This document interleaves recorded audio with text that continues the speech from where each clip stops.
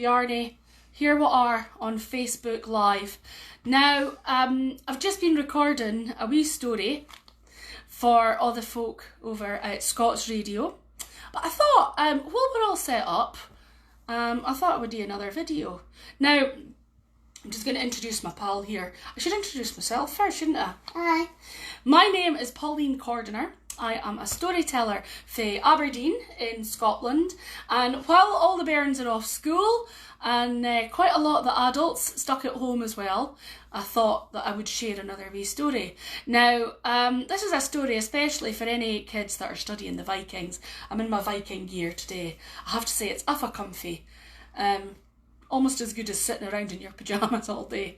Now, this is my pal Bjarne. Are you going to say hello? Hello. Now, Bjarne, you're a Viking, aren't you? Can I ask you a question? If you're a Viking, you can stop doing that now. If you're a Viking, how come you've got horns in your helmet? What do you mean? I mean that Vikings didn't actually have horns in their helmets. Well, they did, but they didn't go into battle. They didn't. It wasn't average day wear. It was only for, ceremonies and things like this. Oh.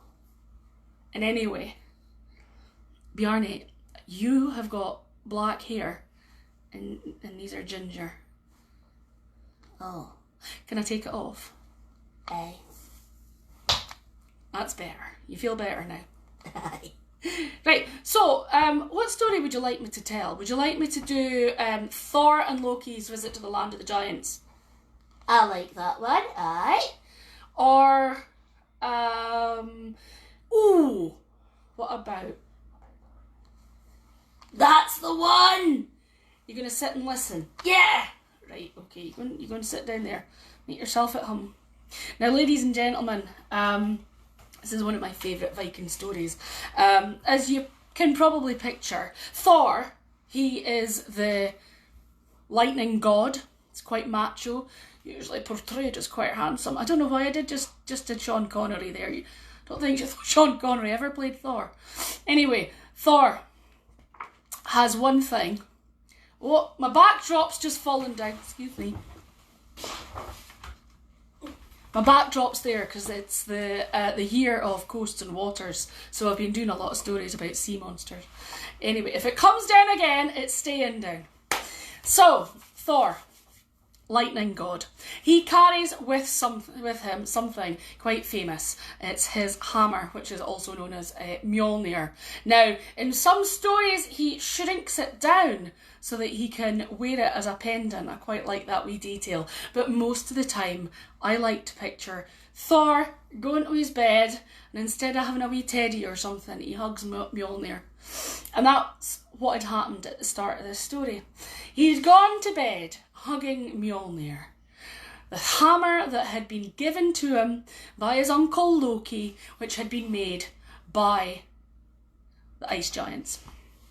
Now, nobody could pick up the hammer except for Thor. So it was to his great amazement that one morning he woke up and the hammer was gone.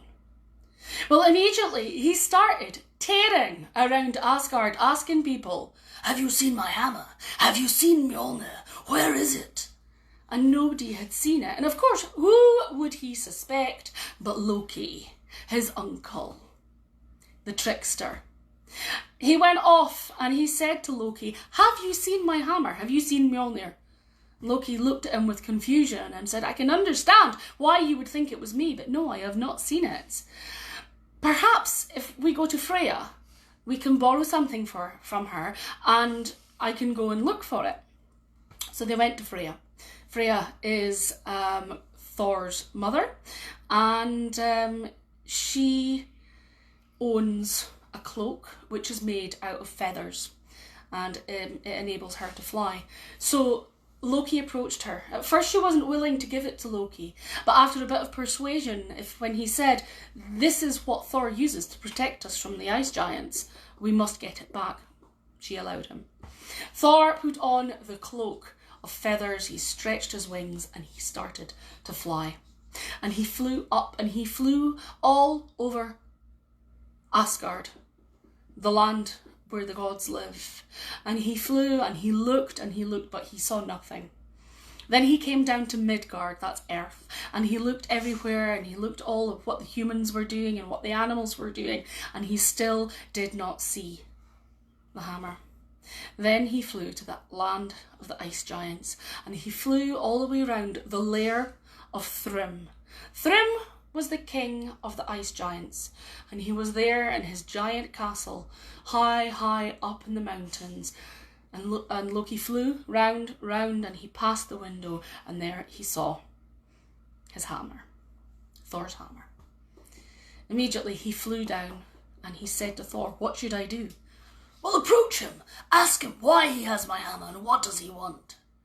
Back went Loki. He landed in the room in front of Thrym. He removed the cloak and became in his usual form.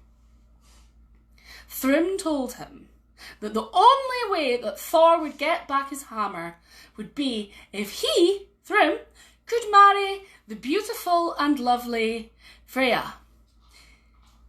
Those of you know that know your Viking gods know that Freya was already married to Odin. "Okay," said Loki, "but she won't say yes."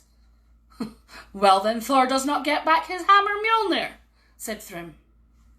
Back on went the cloak of feathers, stretched his wings, and he flew back to Asgard. When he got to Asgard, he went straight to Thor and told Thor, "Thrym has the hammer. You don't get the hammer back unless Thrym can marry your mother." They went to Freya, who was very pleased to get her cloak back. And what was the answer? Was she going to marry the king of the ice giants? I think not. Well, it was lost. They didn't know what to do. And then Loki, who's very clever. He's not always bad in all the stories, by the way. In this one, he's quite good. He smiled and he said to Thor, "He can still marry Freya." "I would not make my mother marry that giant," said Thor. "What if he was to marry someone else?" "Who?" "What about you?" said Loki. And so it was that not long after, word had been sent to Thrym that Freya would be coming to marry him. And she would be taking a beautiful handmaid with her as well. That was Loki. And you can imagine them sitting with Thor. "I refuse to shave off my beard." "What are we going to do?" said Loki. "I know, you can wear a veil." The first veil was put on. And you can imagine them faffing about with Thor's eyebrows. Give him a bit of microblading. The bright blue eyeshadow, the rouged cheeks and the rouged lips. And Thor sitting there glaring. "Maybe we need another veil for you to wear." Another veil was put, hiding Thor's eye. Of course, he's got lovely blonde hair. And the last few details was just a beautiful blue wedding dress for Thor and some matching shoes. And so it was that Thor and Loki, who had changed into the persona of a handmaid, went across the Bifrost Bridge. And they were greeted with great ceremony by all of the ice giants. They were cheering and the wedding took place. And everybody was very happy. Everybody except Thor. And then there was the wedding feast. And they all sat at the wedding feast. Now, out came the food. Thor, he's got a bit of an appetite. He reached out and he picked up an entire wild boar and lifting his veil delicately, he bit and he chewed and the juices and the gristle was going everywhere and Thrym sat there staring at Thor. He looked at the handmaiden and he said, "Freya's very hungry, isn't she?" "Yes," said Loki, the handmaiden. She was so excited about getting married to you that she's been fasting for the last 7 days." "Okay," said Thrym. "Ice giants aren't very bright." And then, of course, Thor, having eaten the wild boar, was awful thirsty, and he reached out, and instead of pouring himself a glass of mead, he took the entire barrel and drank the whole lot. Thrym once again to Loki the handmaiden. She's very thirsty, isn't she? Oh, yes, said Loki. She was so nervous and so excited about the wedding that she didn't have anything to drink for 7 days. Okay. But Thrym couldn't wait to see his bride.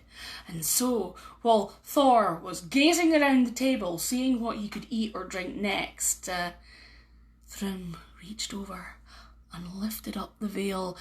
Immediately Thor whipped back round, glaring at him, his eyes bulging in red with anger. Thrym allowed the veil to drop, and he said to the handmaiden, "Her eyes normally that red?" No, said Loki. No, she just hasn't slept. She's been so excited about the wedding. Don't worry. Maybe you could give her wedding gift.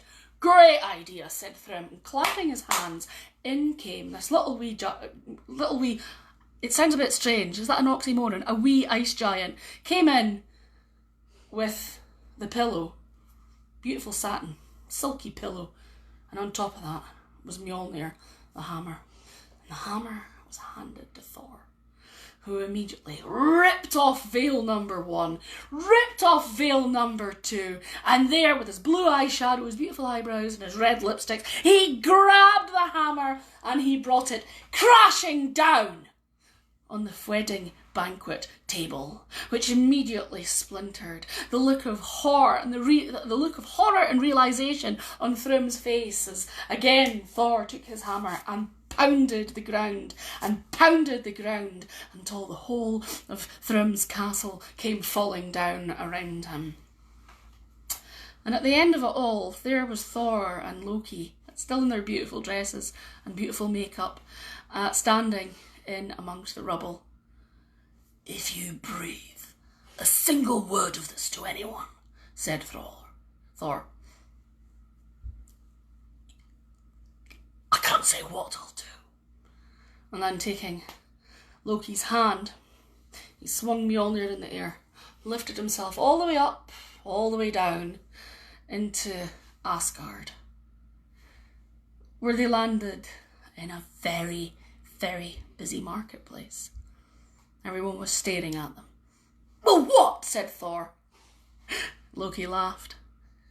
They were still wearing their makeup and their dresses. And that's the story of Thor's wedding, the lair of Thrym, as it's known.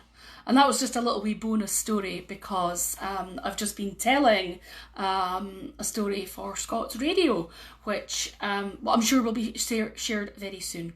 So thanks for tuning in, and see you all later. Ta-ta!